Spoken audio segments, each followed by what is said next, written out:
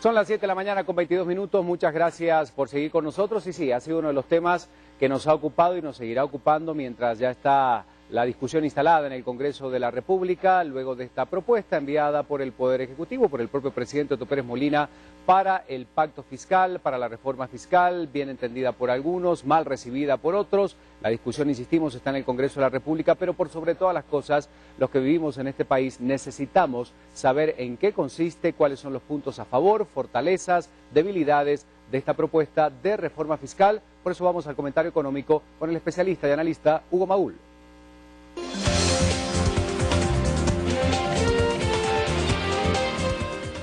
Bueno, Hugo, buenos días, bienvenido. Buenos días, Ricardo. Hoy el comentario viene con preguntas porque es el tema del que habla todo el mundo, ¿verdad? ¿Realmente entendemos o comprendemos las dimensiones que tiene esta propuesta? Y estoy hablando de la ciudadanía en general, de los ciudadanos comunes del país como nosotros.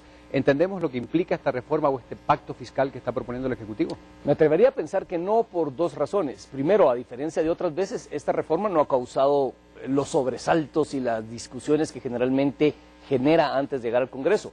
Y número dos, una cuestión bien importante que creo que sigue sin entenderse, es que la magnitud del problema fiscal del gobierno no se soluciona con esta reforma y es algo a lo cual no se le ha dado la cobertura importante. En términos bien concretos, ayer revisamos las cifras, el gobierno tiene un faltante de efectivo como de 15.000 millones de quetzales. Eso es lo que le llamamos déficit fiscal.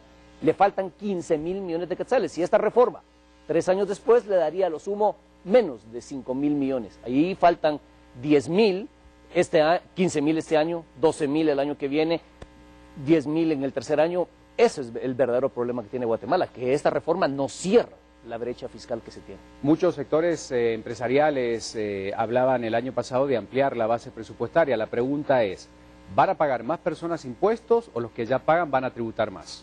Bueno, esa es otra pregunta muy interesante.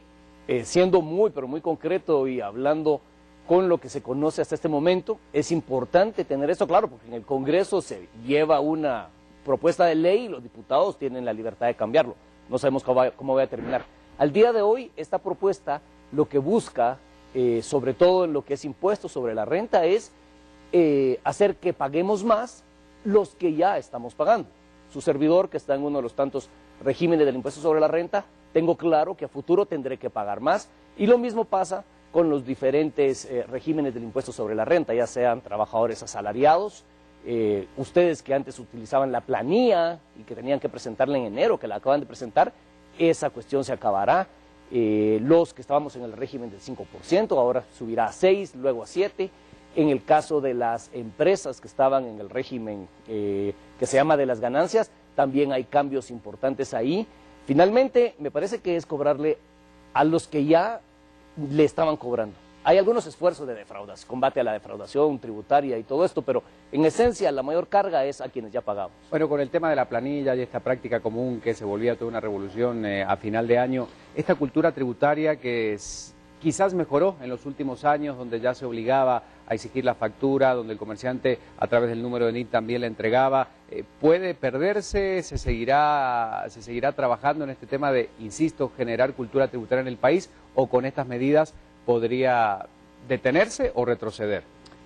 Bueno, aquí hay un concepto muy, pero muy importante, que quizás es un tanto técnico, quien no ha llenado un formulario de la SAT o no se relaciona con un contador, quizás no lo sepa, pero aquí en Guatemala hay dos grandes formas de pagar impuestos sobre los ingresos de las personas.